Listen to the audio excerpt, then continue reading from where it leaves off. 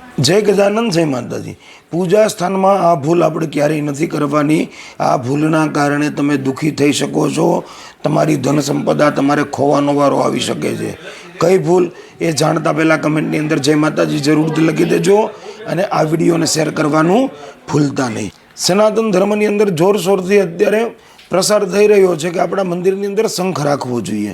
શંખ રાખવો જ જોઈએ, એમાં કોઈ ના નથી, પણ કયો શંખ રાખવાનો છે ને કયો નથી રાખવાનો એ આપણને જાણકારી હોવી જોઈએ। જો એમાં આપણે ભૂલ કરીએ ને તો આપણા જીવનની અંદર સંકટ, આપત્તિઓ અને વિપત્તિઓનો આપણે સામનો કરવો પડે એવું છે। તો શું કરવાનું છે? તો કે જે શંખ પાછળથી પેક છે એ શંખ પૂજા સ્થાનનો શંખ છે, જે પાછળથી ખુલ્લો નથી, એ શંખ તમે મંદિરની અંદર ભગવાનની પૂજામાં વાપરી શકો છો, પૂજા સ્થાનની અંદર રાખી શકો છો।